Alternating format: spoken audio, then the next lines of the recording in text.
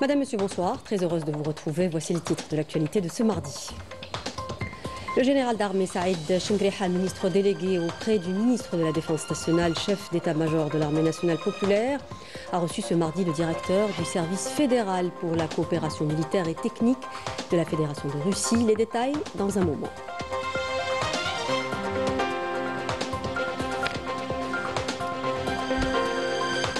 Et depuis New York, l'Algérie affirme que le consensus international représente le garant fondamental d'un règlement juste, permanent et définitif du conflit israélo-palestinien et constitue un rempart solide contre les politiques expansionnistes d'Israël. Le Maroc, premier producteur de cannabis au monde, demeure un acteur clé de l'exportation massive des drogues vers l'Europe. Une réalité dérangeante puisque Rabat s'en sert pour influencer la politique européenne et corrompre ses institutions.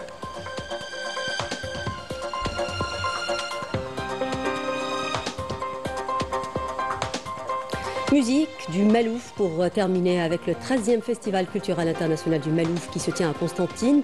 Retour sur la soirée d'hier où ferveur spirituelle et finesse musicale se sont entremêlées. Bienvenue à tous. Coopération militaire pour commencer. Le général d'armée Saïd Chengriha, ministre délégué auprès du ministre de la Défense nationale, chef d'état-major de l'armée nationale populaire, a reçu ce mardi au siège de l'état-major de l'ANP le directeur du service fédéral pour la coopération militaire et technique de la Fédération de Russie, Shugaev Dimitri. Les deux parties ont évoqué l'état de la coopération militaire entre les deux pays et ont échangé analyses et points de vue sur les questions d'intérêt commun. C'est le compte-rendu de Yanis Saïd Belkacem. Dans le cadre des activités de coopération militaire, le général d'armée Saïd Chengriha, ministre délégué auprès du ministre de la Défense nationale, chef d'état-major de l'armée nationale populaire, a reçu en audience au siège de l'état-major de l'armée nationale populaire le directeur du service fédéral pour la coopération militaire et technique de la Fédération de Russie, Shugaev Dimitri.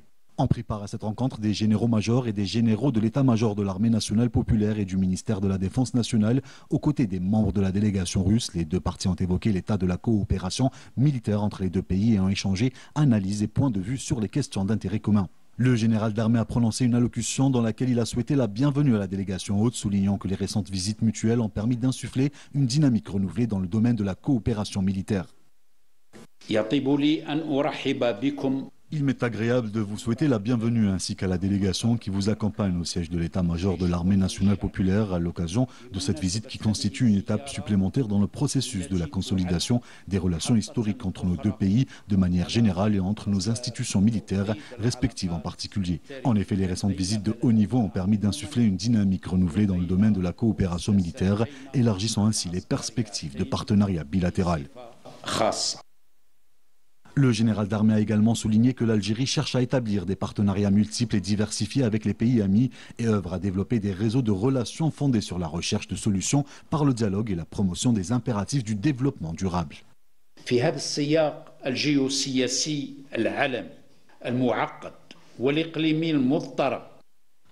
Dans ce contexte géopolitique mondial complexe et la conjoncture régionale instable, l'Algérie, dans le cadre des principes de sa politique étrangère, fondée sur le plein respect du droit international et sur la recherche assidue de solutions pacifiques aux conflits, s'emploie à développer des partenariats multiples et diversifiés avec des pays amis. Elle s'attache également à développer des réseaux de relations réunissant la quête de solutions fondées sur le dialogue et la promotion des impératifs du développement durable en vue de bâtir un avenir commun reposant sur la solidarité et le respect de la souveraineté des États.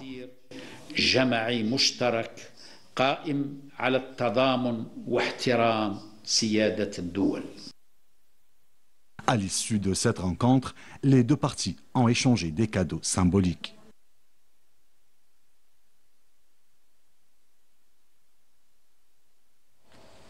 Le Conseil de sécurité des Nations Unies tient en ce moment même à New York une réunion de haut niveau sur la question palestinienne et la situation au Moyen-Orient, à la demande de l'Algérie et des États musulmans membres du Conseil.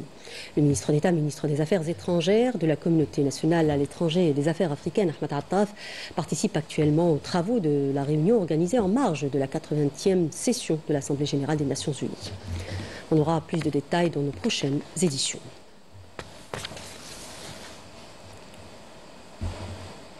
Et l'Assemblée générale des Nations Unies a adopté une résolution historique approuvant à une écrasante majorité la déclaration de New York soutenant le règlement de la question palestinienne avec des moyens pacifiques, un cessez-le-feu définitif à Gaza, ainsi que l'application de la solution à 2 États et la création d'un État palestinien indépendant.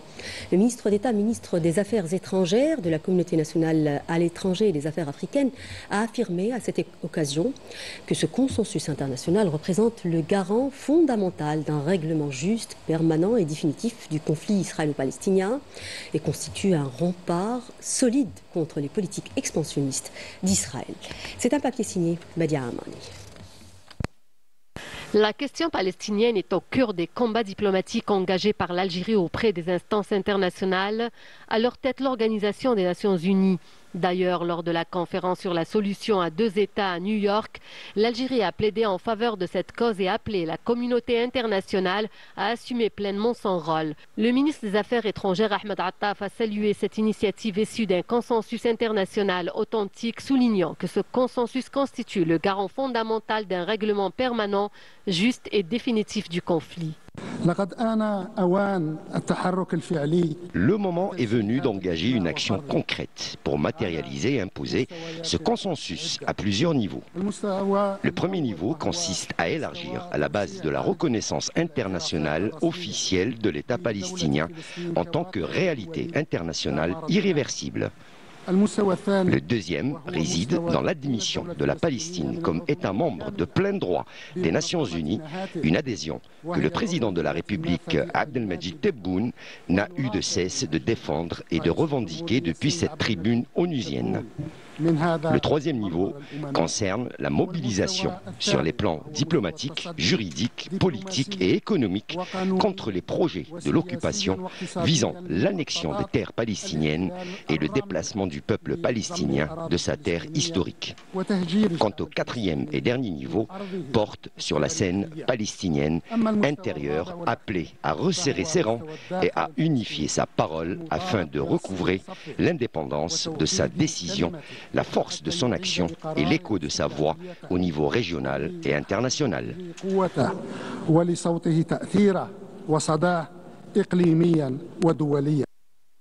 L'Algérie a de tout temps défendu la cause palestinienne et fait énormément d'efforts, notamment à l'ONU, pour convaincre le monde entier de la justesse de cette cause et sensibiliser sur l'importance de la mise en œuvre de la solution à 2 États. La conférence de New York a mis l'accent sur la nécessité de poursuivre le processus de paix en garantissant le droit du peuple palestinien qui fait face à un véritable génocide. Le combat incessant de la diplomatie algérienne en faveur de la question palestinienne lui a valu une reconnaissance internationale.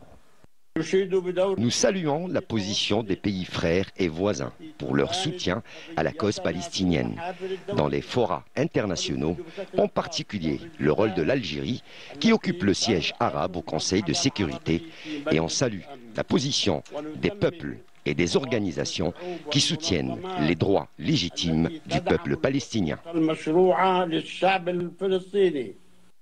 La conférence internationale de haut niveau sur le règlement pacifique de la question palestinienne, un autre rendez-vous qui a mis la communauté internationale devant ses responsabilités pour imposer ses décisions et mettre en place la solution à 2 États dans un contexte international tendu.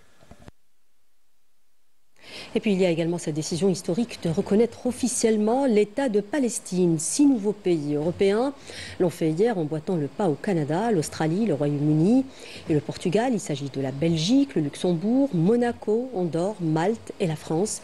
Pour ces pays, l'activité de colonisation, l'opération militaire visant à prendre le contrôle total de la bande de Gaza et la déclaration de l'entité sioniste selon laquelle il n'existe pas d'État palestinien sont autant de raisons qui ont amené à la reconnaissance d'un État palestinien.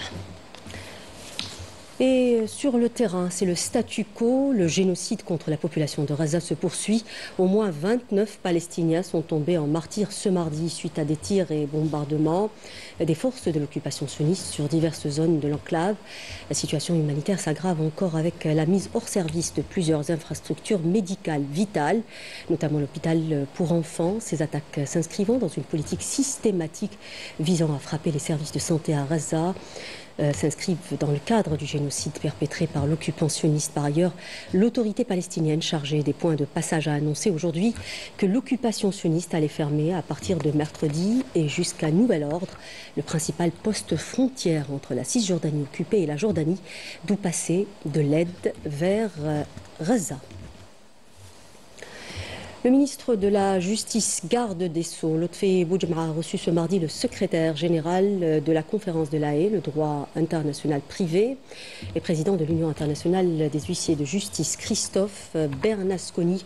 La rencontre a été l'occasion d'évoquer le rôle de la conférence de La Haye, de droit international privé, dans la facilitation des procédures de signalement ainsi que dans l'assurance à la protection, en cas de poursuite judiciaire. Il a été également question du renforcement de la coopération avec l'Union internationale des huissiers de justice, notamment dans les domaines de la formation et de l'échange d'expertise.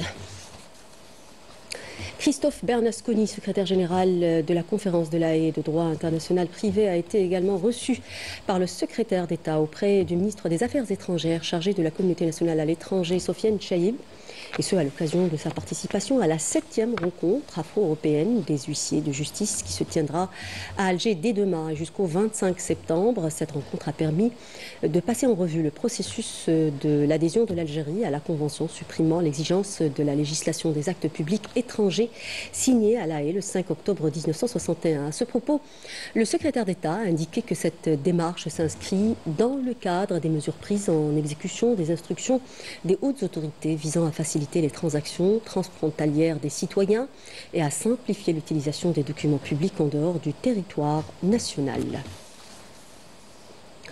Selon de récents rapports de l'ONU, le Maroc produit près de 70% de la résine de cannabis mondiale. Il est de ce fait le premier producteur mondial de hashish et demeure un acteur clé de l'exportation massive des drogues vers l'Europe. Une réalité dérangeante puisque Rabat s'en sert pour influencer la politique européenne et corrompre ses institutions. C'est ce que nous dit Meissa El-Bouhla dans ce papier. Derrière les cargaisons de cannabis en provenance du Maroc qui inondent l'Europe, c'est tout un système d'influence qui se dessine. Selon le site Sahraoui, la récente saisie de 3 tonnes de résine à Casablanca à destination de la Belgique illustre un réseau bien plus ambitieux qu'un simple trafic, mais plutôt un levier d'influence et un outil de corruption. La ville de Casablanca et ses alentours est inondée par la drogue, mais elle n'est pas la seule à souffrir de ce fléau. La ville de Mohammedia aussi, ainsi que d'autres villes. La drogue circule ouvertement et ne se cache même plus.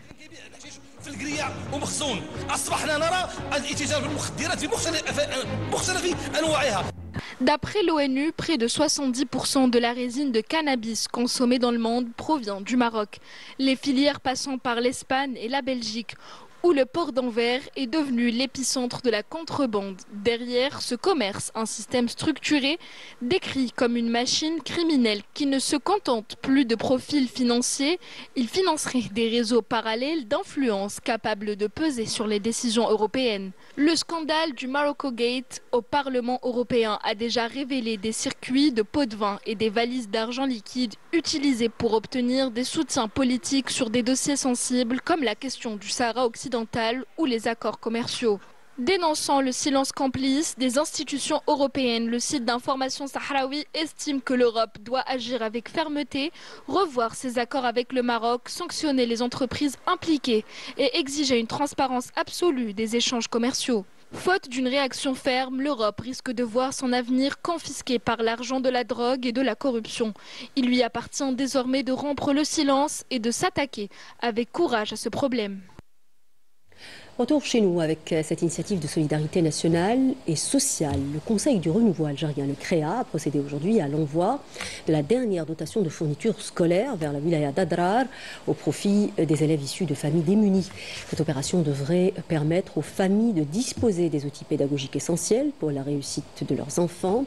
Le CREA réaffirme son engagement constant en faveur du renforcement du système éducatif et du soutien à la cohésion sociale. Je vous propose d'écouter son président. Donc on vient de clôturer l'opération de distribution d'articles scolaires qui était à travers l'échelle nationale, plusieurs wilayas, à travers les opérateurs économiques du CREA. Et Lyon, on a clôturé avec la wilaya d'Adrar. D'ailleurs, donc, je remercie l'ensemble des opérateurs économiques qui ont participé à la réussite de cette donation caritative, qu'on est habitué à le faire.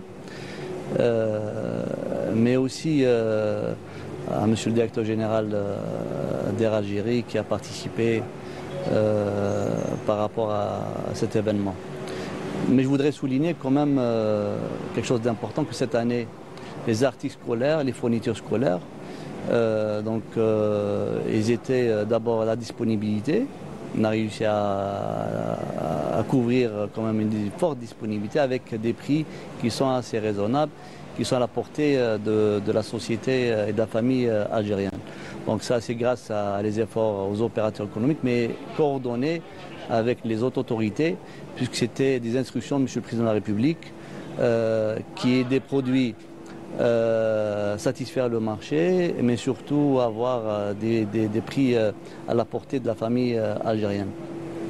Mais aussi la dernière opération qui a été initiée par le ministère de l'Éducation nationale, qui est la santé au sein de l'école. Nous avons participé à travers nos produits de nos adhérents, qui ont été distribués à travers tout le territoire national pour nos étudiants. Et c'est vraiment important. Donc on souhaite une bonne rentrée à nos étudiants. Direction Constantine à présent, la ville accueille le 13e Festival culturel international du Mellouf depuis samedi. La soirée d'hier a tenu toutes ses promesses, portées par une ambiance où ferveur spirituelle et finesse musicale se sont entremêlées. Mention spéciale à la diva Bahja Rahal qui a su transmettre via sa voix limpide toute la charge émotionnelle des noubas classiques. Amira Sefta. Cette deuxième soirée du 13e Festival culturel international du Mellouf a tenu toutes ses promesses. La soirée s'est ouverte sur la voix profonde de Bahja Rahal qui a su transmettre toute la charge émotionnelle des noubas classiques. L'ambassadrice de l'école Lasnaa a conquis le public par des chansons classiques et raffinées reflétant une tradition vivante servie par une voix à la fois puissante et sensible. Le public a été merveilleux, un public connaisseur qui m'a accompagné avec ferveur, applaudissant au rythme des percussions et reprenant en chœur les paroles des chansons dans un moment de communion intense.